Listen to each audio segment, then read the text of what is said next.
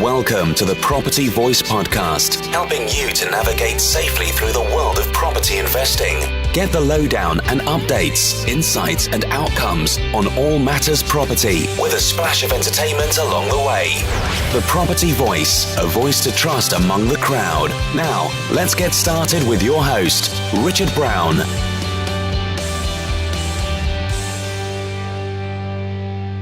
Hello and welcome to another edition of the Property Voice podcast. My name is Richard Brown, and as always, it's a pleasure to have you join me on the show again today.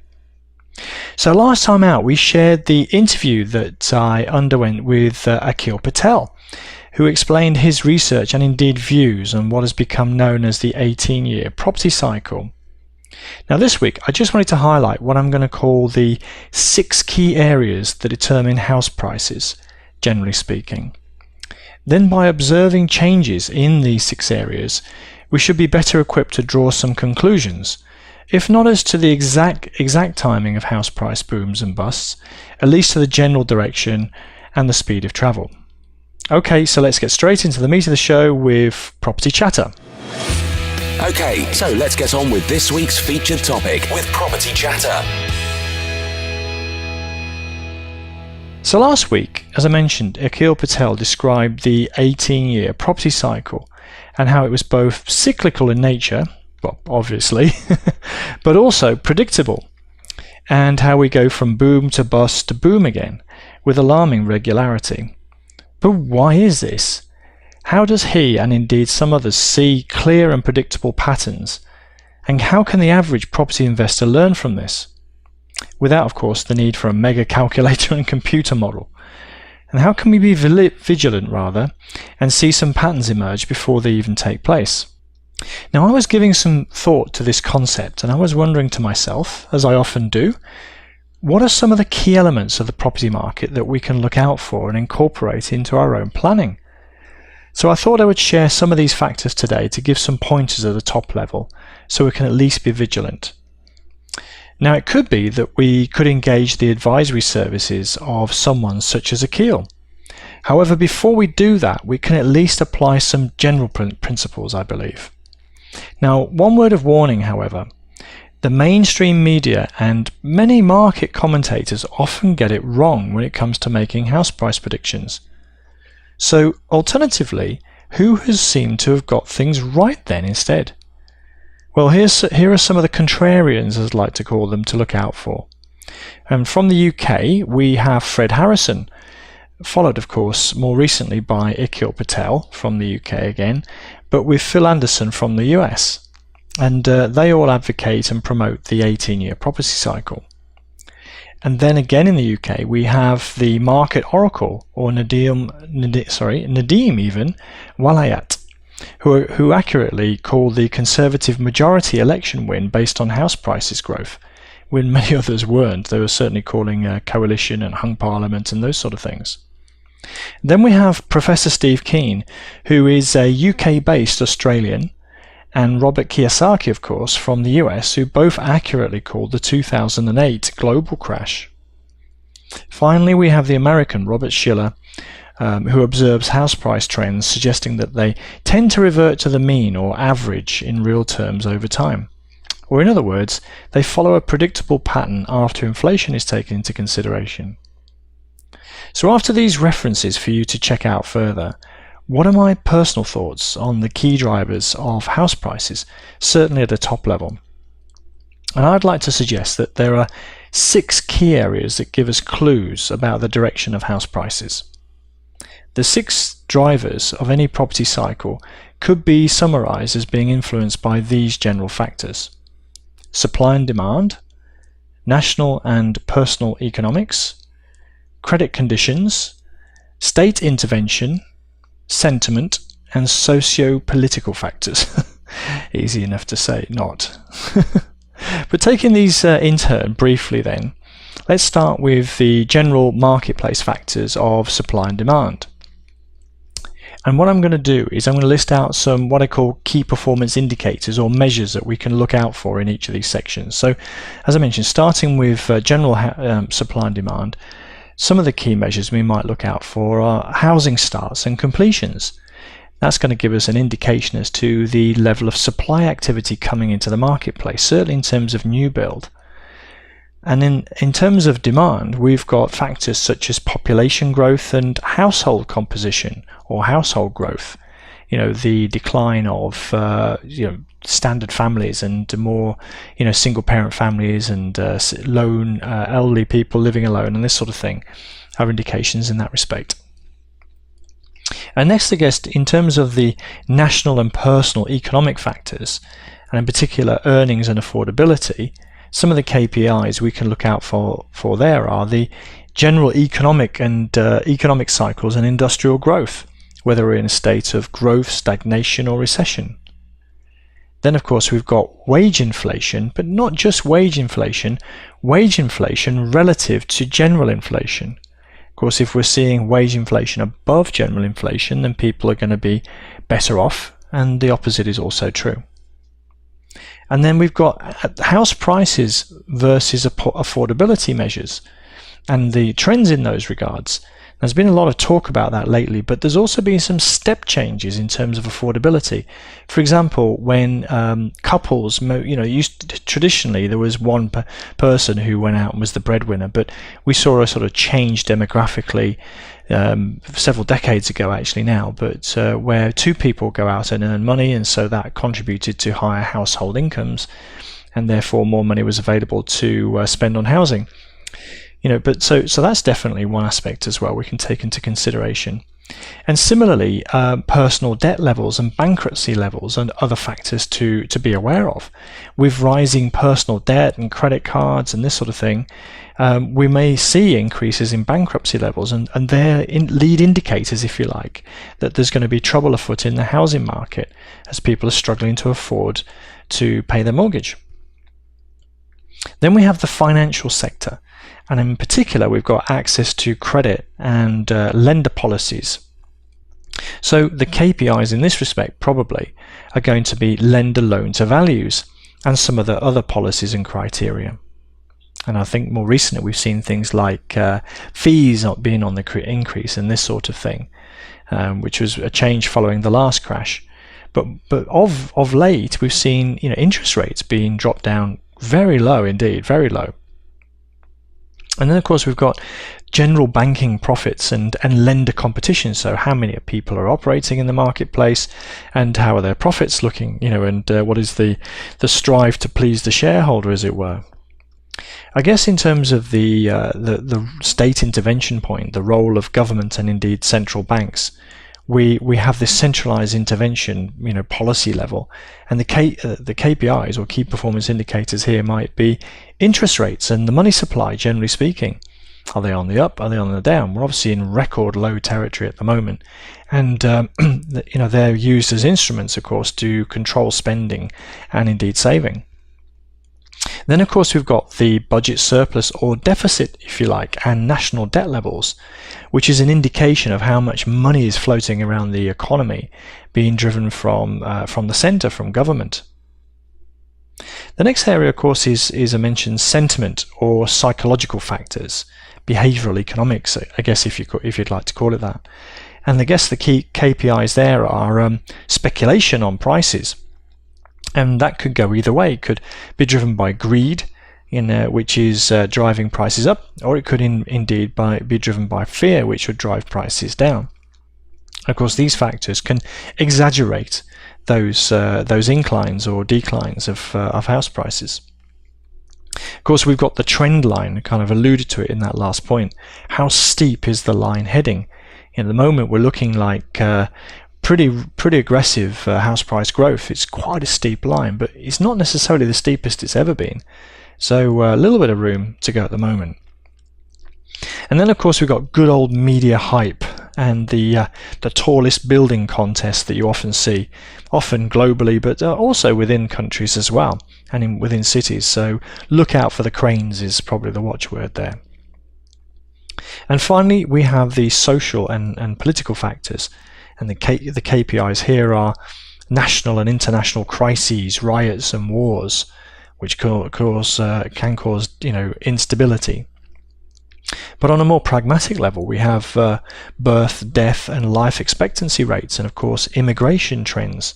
In the UK, we've seen quite a lot of immigration. We've seen an awful lot of immigration now into Europe from the Middle East because of the first point, international crises, riots and wars. And I guess we've got political persuasions, power shifts and changes in that kind of makeup. Who really is crying out for a change? So I guess if we start to try and put it all together, we can start to observe some of these key data sets and start to figure out both a direction and indeed a speed of travel, if you like. And if we were to have a clear head and merely observe some of these key metrics or performance indicators, then we'll start to see a trend emerging, I'm sure.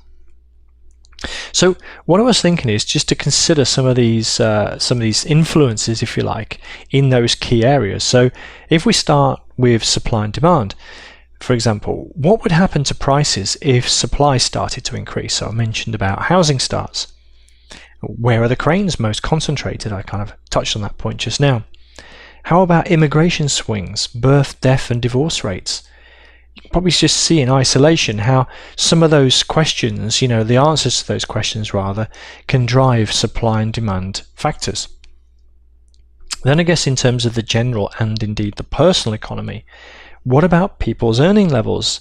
And in particular, their earning levels relative to inflation.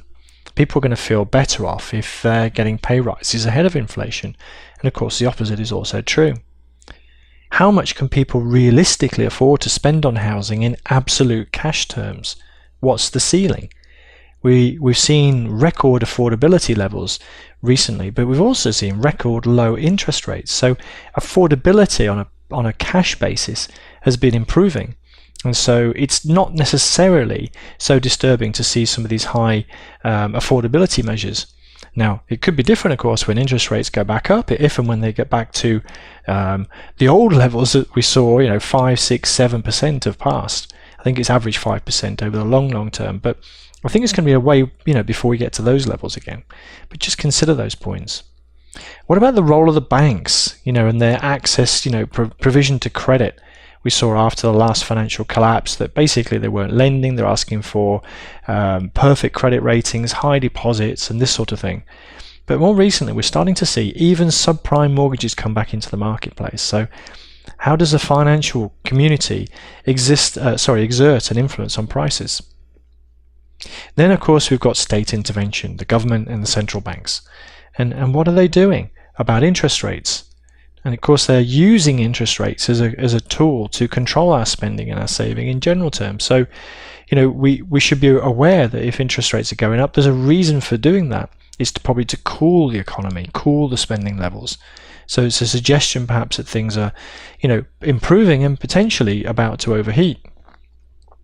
And then of course we've got this whole sentiment and psychology. What are the tabloids saying to stir things up?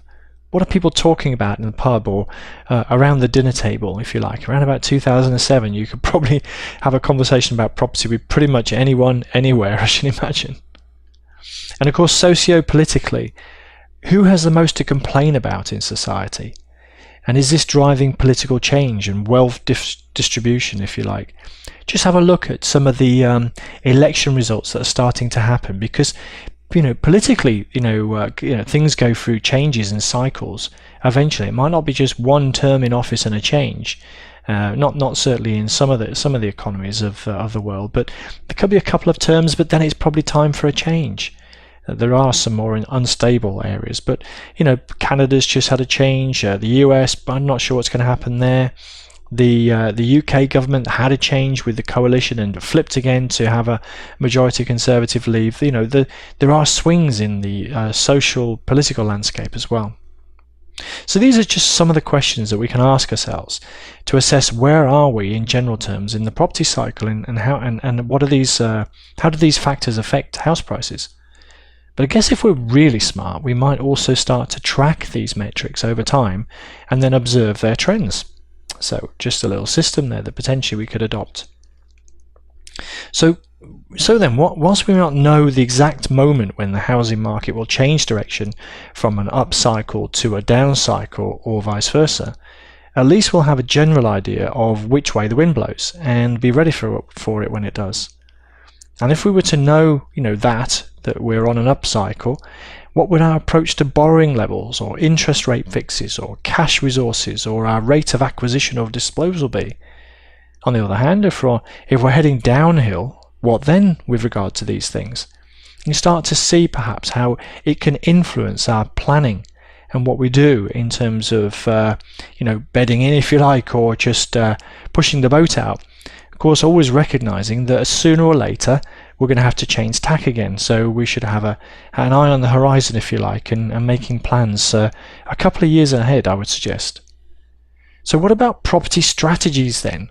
Now, we did allude to this last week, and there is more to come from Akil and myself, so I'm just going to leave it there and just say look out for that. But just as a general point, where we are with house prices and the property cycle can have a bearing on the types of property strategy that we should adopt or are best deployed at any point in time. So I guess in conclusion then, having some insight into the general direction in these 6 key areas might just make us a little bit more prepared and to avoid some of the threats, but also ready for opportunities of any house market movements as they arise. What are we seeing right now in terms of these 6 key areas? Well, I guess on balance, it does rather suggest that we're on something of an upward curve. But for how long? These 6 areas will play out in their own way, and so it's tricky to predict with any real degree of confidence because there is an interdependency between them, of course. But unless, of course, we have the brain the size of a planet, such as the likes of Akil Patel, Professor Steve Keen, or Nadeem Walayat. However, at least we can start to be aware of and then track and then consider some of these top-line factors that underpin house price movements for ourselves, can't we? Well, I hope this allows us to have more awareness of the drivers of the housing market in general. It may not necessarily be mastering timing, at least an observer of directional changes in the housing market is what I would suggest.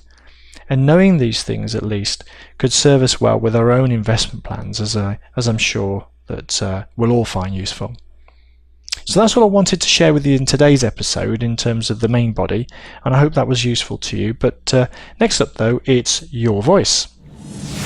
Up next is Your Voice. It's all about you and your property world. So today we're going to share another 5-star iTunes review from B. Donkin. Wow, great stuff. Perfect for the in-car between viewings. 5 stars by B. Donkin. I love the format and the content, working my way through them all now and getting better each time. Keep them coming. Well, thanks very much, B. Donkin. Really appreciate that.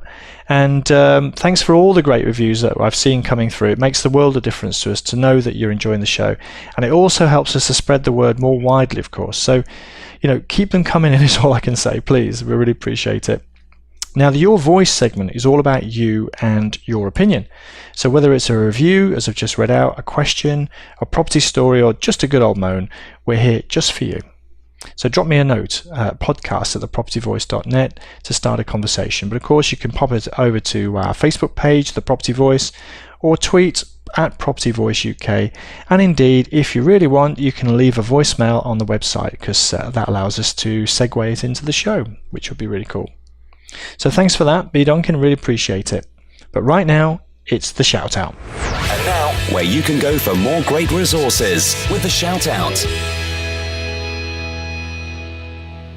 Now, this week's shout out is suggested by a regular listener called Carl, who, having listened to an earlier episode on time management, suggested a couple of resources to assist with managing our time and productivity. The first one is Stay Focused, and that allows us to limit the time we spend on any distracting or unproductive websites. So it's a plugin for our browser. So you can get that. There's going to be a link in the show notes, Stay Focused. And he also mentioned Rescue Time. And Rescue Time is a logging system that allows us to track how much time we're spending online, whether it's email or on websites or other applications that use the internet. And I may have mentioned Rescue Time before, and in fact I have actually used it personally, and it was really good just to get some insights. I got on top of things quite quickly, so I have actually stopped using that one now, but it's because it does highlight what I like to call the dead zones. But everything seems to be relatively in order. It's very hard to get above 80% productivity is what I found, what I noted. But yeah, I did sort of push that one to one side. But I think it's actually worth getting it out from time to time and just checking just to make sure no bad habits have crept back in. Well, I haven't actually tried Stay Focused. I must admit that's one I need to really check out myself. But an alternative could simply be to switch off Wi-Fi, couldn't it? Or maybe I'm just being a little bit too brutal. I don't know. What do you think? Well, thank you, Carl, for those suggestions. We do like to feature our listener contributions whenever we can, so keep them coming.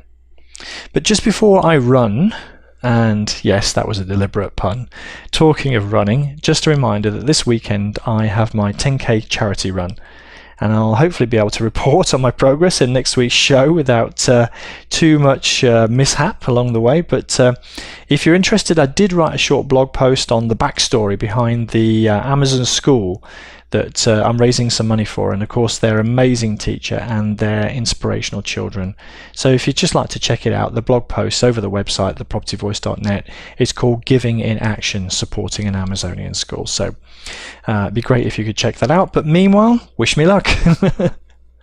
Okay, so that's all we have time for today then, and remember you can always email me personally. I like to answer all the emails personally, podcast@thepropertyvoice.net.